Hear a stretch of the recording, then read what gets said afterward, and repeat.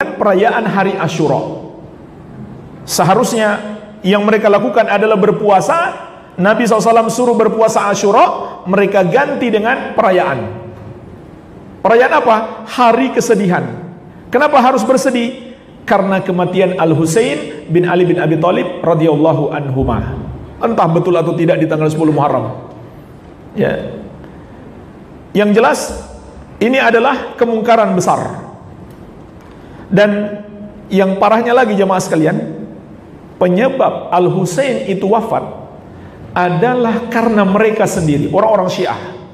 Bacalah sejarah. Al-Husain ada di kota Madinah. Kenapa beliau bisa terbunuh di Karbala di Irak? Karena orang-orang Syiah ini mengirimkan surat sangat banyak sekali. Datanglah engkau kepada kami akan menjadi pendukung engkau. Akhirnya Al-Husain pun berangkat. Ulama-ulama besar dari kalangan sahabat berusaha mencegah beliau, termasuk Ibnu Abbas radhiyallahu anhuma. Nggak boleh pergi. Tapi qadarullah Al-Husain pergi. Al-Husain radhiyallahu anhu, cucu Nabi Muhammad sallallahu alaihi wasallam. Sampailah beliau di Karbala di Irak, berhadapan dengan pasukan gubernur Irak, menunggu di sana. Disergap beliau dan akhirnya beliau terbunuh. Dan ini pasukan yang zalim, membunuh cucu Nabi Muhammad SAW. Dan itu tanpa persetujuan Khalifah Yazid bin Muawiyah ketika itu. Dia nggak setuju. Itu gubernur bertindak sendiri, gubernur yang zalim, gubernur Irak ketika itu. Nah pertanyaannya jemaah sekalian, kemana orang-orang yang mengundang beliau? Orang-orang Syiah ini, mereka semuanya lari, takut, pengecut, nggak membela cucu Nabi Muhammad SAW. Tapi sekarang mereka pura-pura bersedih. Mereka penyebabnya, sekarang mereka pura-pura bersedih. Iya, itu sejarahnya jemaah sekalian. Kenapa Al-Husain bin Ali bin Abi Thalib wafat di Karbala? Ini gara-gara orang Syiah. Lalu sekarang mereka yang merayakan hari kesedihan. Tapi yang lebih parah lagi, kuburan Al-Husain di Karbala mereka agungkan, mereka sembah, mereka berdoa kepadanya, mereka sudah menjadikan beliau sebagai Tuhan mereka. Dan mereka menganggap berziarah ke Karbala, ke kuburan Al-Husain, 1 kali lebih afdal daripada 9 kali haji. Mereka berhaji pun talbiyahnya bukan labbaika Allahumma labbaik, labbaika ya Husain. Terus berisik lagi, berkelompok, berjalan, teriak-teriak, berzikir berjamaah, mengganggu jamaah yang lain. Labbaika ya Husain, bukan labbaik Allahumma labbaik. Ini yang lebih parah, mereka sudah menyembah Husain. Iya. Dan Al-Husain berlepas diri dari mereka. Tidak mungkin beliau setuju dengan mereka. Kata Syekhul Islam, wasara syaitan bisababi qatlil Husain radhiyallahu anhu yuhdisu linnasi bid'atain. Maka setan dengan sebab kematian Al-Husain radhiyallahu anhu mengada-adakan untuk manusia 2 bid'ah. Yang pertama, bid'atul huzn wan nauh yaum Asyura. Bid'ah bersedih dan meratapi mayit, yaitu meratapi kematian Al-Husain di hari Asyura tanggal 10 Muharram. Padahal jemaah sekalian, meratapi mayit itu sendiri adalah dosa yang sangat besar. Iya. Di dalam hadis riwayat Muslim dari Abu Musa Al-Asy'ari radhiyallahu anhu, Nabi sallallahu alaihi wasallam bersabda, "Arba'un fi ummati min amril jahiliyah la yatrukunahunna." Ada 4 perkara pada umatku termasuk budaya jahiliyah yang belum mereka tinggalkan.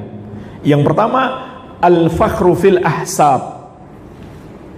Berbangga-bangga dengan keturunan atau dengan kesukuan. Bangga, saya putra daerah, putra Indonesia, nenek moyangku seorang pelaut. Ini kebanggaan-kebanggaan jahiliyah, nggak pantas dibanggakan. Itu jahiliyah. Darah saya biru, ya kalian merah. Ini jahiliyah semuanya. Berbangga-bangga dengan kebangsaan, kesukuan, dengan nasab, ya. Yang kedua, wata'nu fil ansab, mencela nasab orang lain. Mencela nasab orang lain. Contohnya apa? Mencela nasab orang Cina, misalkan. Mencela orang Arab. Ini termasuk mencela nasab. Ya, ini jahiliyah. Yang ketiga, wal istisqa bin nujum. Menisbatkan hujan kepada bintang atau minta hujan kepada bintang, dan ini adalah syirik. Dari 4 ini yang syirik hanya 1, yang ketiga. Kemudian yang keempat, wan niyaha, meratapi mayit. Jadi itu kebiasaan jahiliyah dan dosanya sangat besar.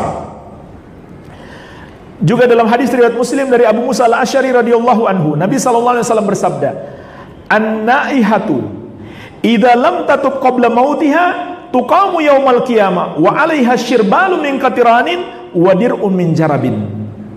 Seorang wanita yang meratapi mayit, jika dia tidak bertobat sebelum mati, maka di hari kiamat dia akan dibangkitkan dalam keadaan menggunakan pakaian dari ter dan baju tameng dari penyakit kudis.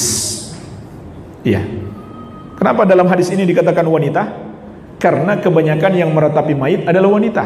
Tapi bukan berarti ancaman ini hanya berlaku bagi wanita. Ini juga berlaku bagi laki-laki. Oleh karena itu, wanita tidak dianjurkan pergi ikut menguburkan mayit. Juga tidak dianjurkan sering berziarah. Kalau kadang-kadang boleh, tentu dengan beradab sesuai syariat. Kalau sering, nggak boleh. Kenapa? Khawatirnya dia meratapi mayit. Apa contohnya meratapi mayit? Menangis sampai meraung-raung atau teriak-teriak. Itu namanya meratapi mayit. Kalau nangis biasa saja, hanya nangis keluar air mata, tidak sampai teriak-teriak, itu boleh, tidak mengapa. Nabi SAW pun menangis. Beliau menangis ketika kematian Ibrahim, putra beliau. Iya. Tapi subhanallah, ini banyak dilakukan kaum wanita. Kalau kaum laki-laki melakukannya juga sama. Dan jemaah sekalian, kaum laki-laki maupun perempuan, orang-orang Syiah semua melakukan. Bahkan lebih dahsyat lagi yang mereka lakukan. Sampai memukul-mukul diri mereka, menyakiti diri mereka. Ya, mungkin antum pernah lihat di video, mereka sampai berdarah-darah. Iya. Dan dalam hadis yang diriwayatkan Al-Bukhari dari Abdullah bin Mas'ud radhiyallahu anhu, Nabi sallallahu alaihi wasallam bersabda, "Laisa minna man latamal khududa wa syaqqal juyuba wa da'a bi da'wal jahiliyah." Bukan bagian dari kami orang yang tertimpa musibah lalu memukul wajah-wajah mereka atau diri-diri mereka sendiri, merobek-robek pakaian mereka dan menyeru dengan seruan jahiliyah. Persis seperti yang mereka lakukan. Malah dilarang keras oleh Rasulullah sallallahu alaihi wasallam. Yang seharusnya berpuasa, mereka tidak puasa, malah meratapi mayit. Maka hati-hati. Ini harus kita peringatkan kaum muslimin. Dan biasanya setiap tanggal 10 Muharram, hari Asyura, itu mereka rayakan besar-besaran. Dan mereka jadikan juga sarana untuk merekrut kaum muslimin.